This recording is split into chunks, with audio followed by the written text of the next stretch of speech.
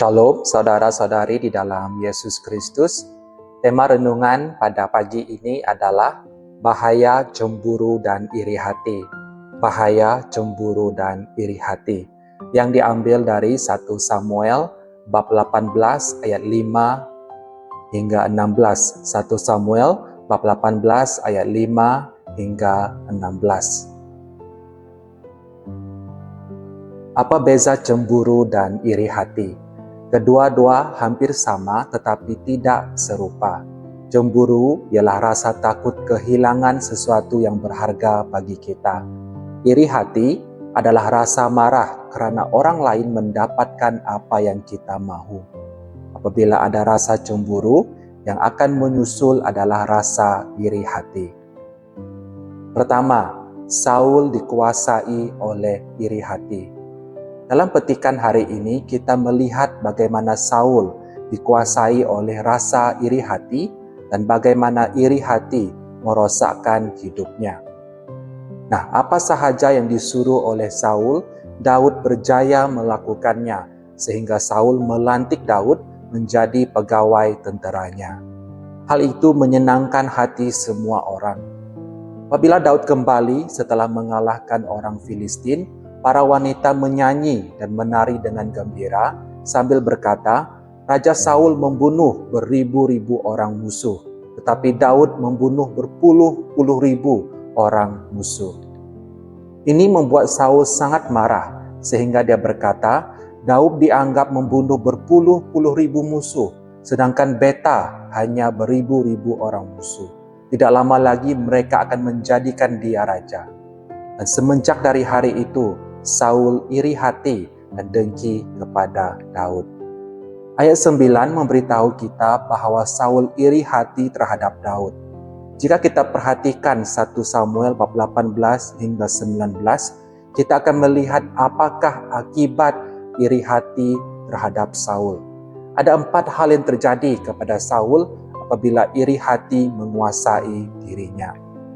Pertama, marah. Ini kita boleh lihat dalam ayat 8. Kedua, bersangka buruk atau asumsi buruk dalam ayat 8 hingga 9. Ketiga, takut.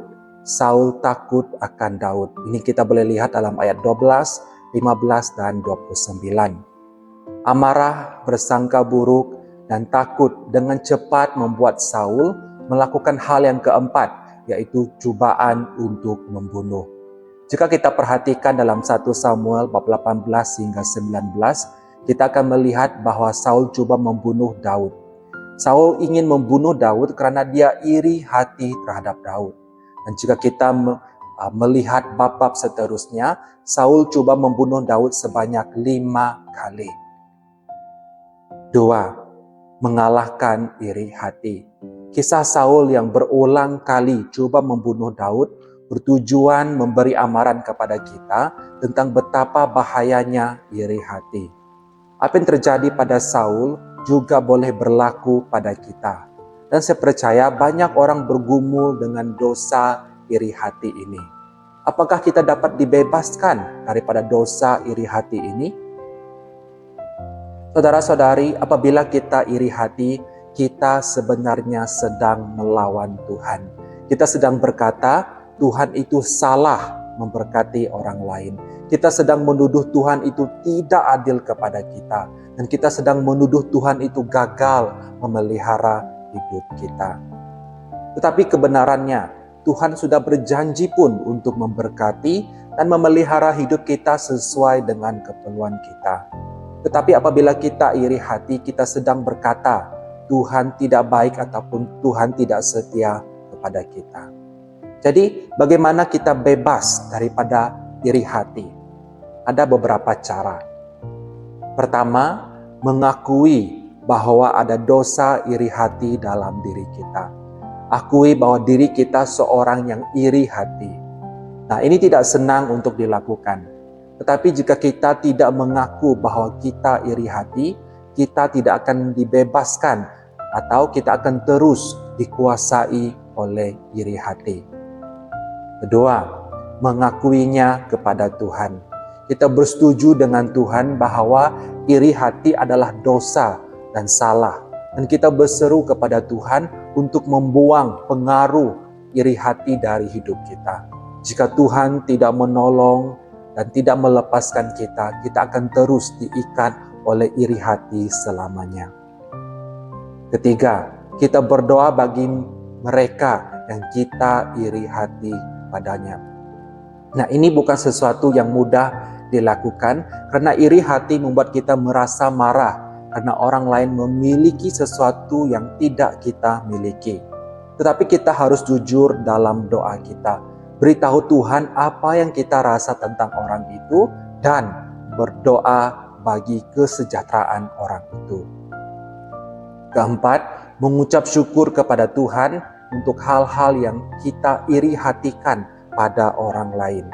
Nah, ini membantu kita melihat bahwa hal-hal yang kita iri hatikan adalah pemberian Tuhan kepada mereka. Rupa paras yang cantik dan tampan, talenta atau bakat, kebolehan berkata-kata, kebolehan untuk mendapatkan perhatian orang, kejayaan dalam perniagaan, perwatakan mereka yang menawan, semuanya datang dari Tuhan. Tuhan telah memberi setiap kita pemberian anugerah dan kebolehan yang berbeza. Bukankah kita sepatutnya mengucap syukur kepada Tuhan untuk pemberiannya kepada orang lain? Kelima, cari orang yang memerlukan pertolongan kita.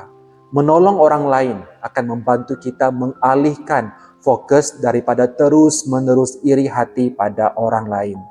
Ini karena semakin kita melihat orang itu, semakin pikiran dan hati kita dikuasai oleh iri hati.